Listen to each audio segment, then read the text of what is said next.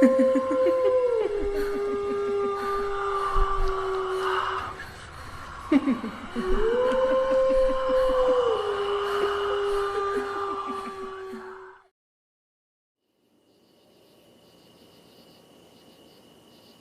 hello, my lovely lilies.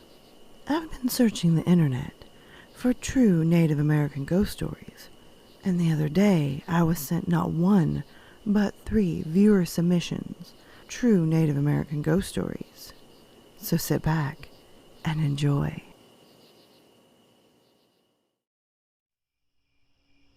Story number 1.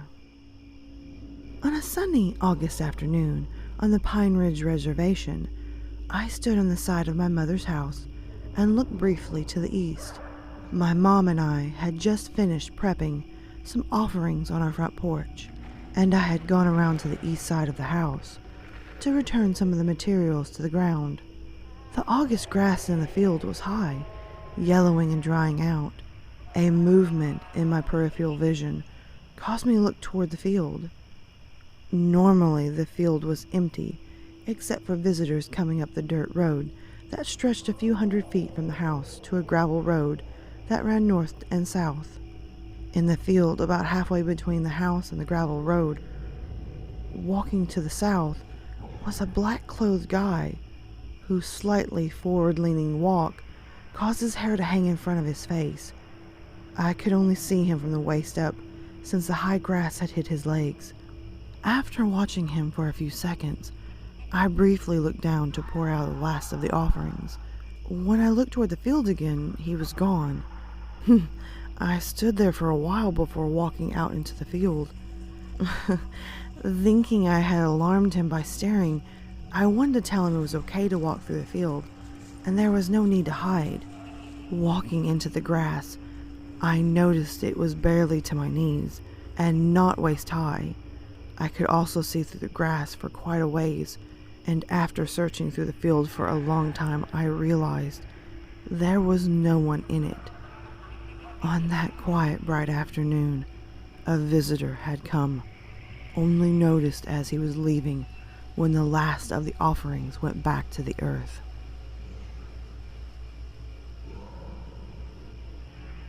Story number 2. This is what I heard from a relative.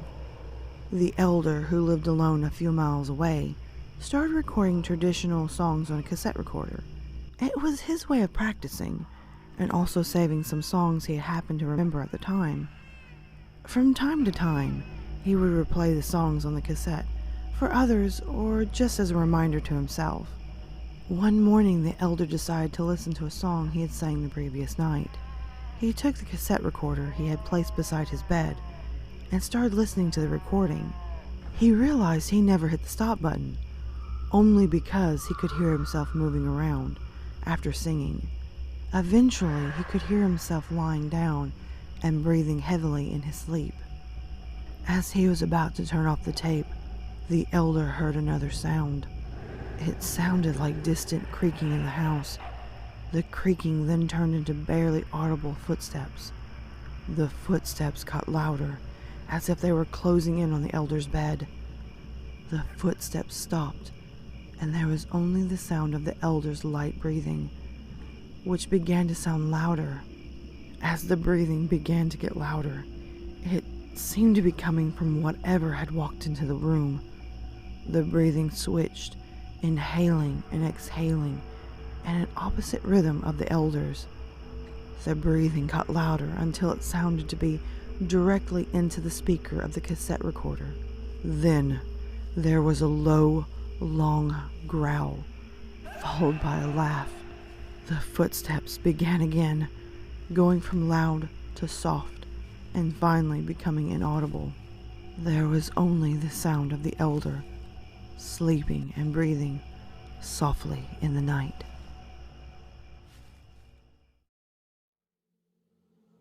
Story number 3. As a teenager, I was told a story about a residential advisor who worked at a nearby Indian boarding school.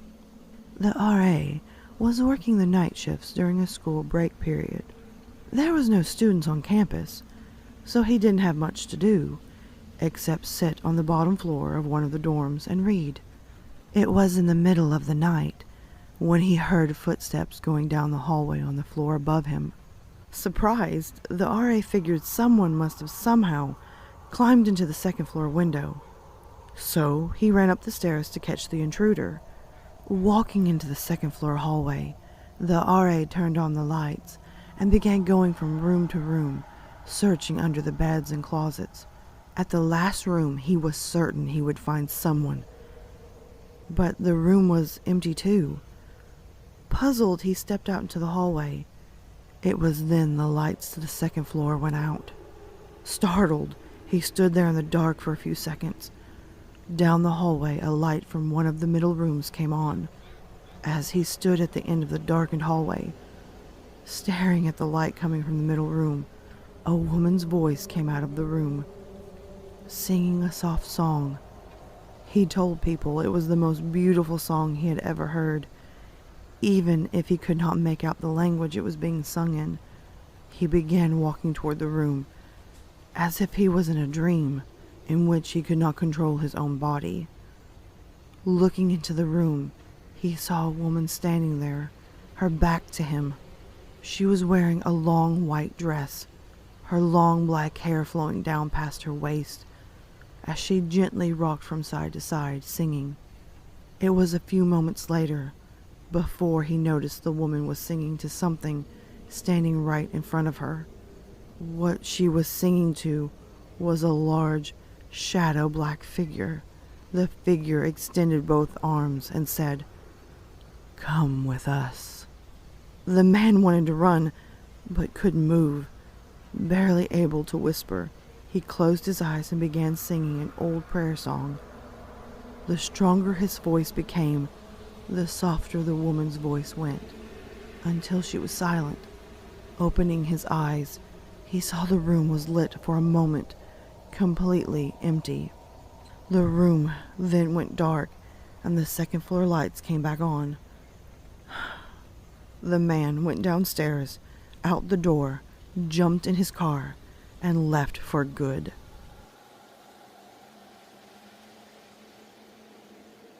Hey guys, I know I said there was only 3 viewer submission true Native American ghost stories. At the very last minute, I was sent another one, so I'm going to go ahead and add it in and enjoy. Okay, I don't normally do this. I don't even know where to begin. I guess I need to go back to when we moved. Me and my husband were having a really rough time in our marriage, and he decided to move us out in the middle of nowhere. It wasn't a good move. Me and the kids weren't really happy to be doing this, but we did it for him. Upon arriving to a house in the middle of the woods, literally, and when I say in the middle of the woods, I literally mean in the middle of the woods. There's no Walmart, there's no fast food. The power goes off if the wind blows. Anyway, to the point. My husband unlocked the door and we went in. As soon as we went in, I had a very, very uneasy feeling. I don't even know how to explain it, other than it felt like I wasn't wanted there. Yeah, I know it's a cliche, but it's really true. I have to add real quick that we had just had a baby. He was barely 6 weeks old. Just keep that in mind when I tell this story. Anyway, we moved in, pretty much had everything unpacked and had just settled. It was early in the morning. My husband had just went to work, and the sun was barely starting to peek its way into the windows. The night before, I was up and down with our son, so I must have fallen asleep on the couch. I awoke suddenly. I looked around the room, and I'm not even really sure what woke me, but when my eyes focused, there was a woman in a long white dress, flowing black hair in her face, gliding down the hallway. I think she knew I was watching her. She stopped in front of my son's door and slightly looked at me, went into his room. It was silent for maybe a minute, and I heard a loud, and my son began screaming. I ran down the hallway, When I entered his room, his toys were moved around and his closet door was open. He was screaming. I picked him up and calmed him, not knowing what to think. Later, I found out where we had moved was one of the many stops on the Trail of Tears. From what I understand, there was horrors that went on there. Bodies were buried. We find arrowheads, strange sounds in the woods. But that's for another day.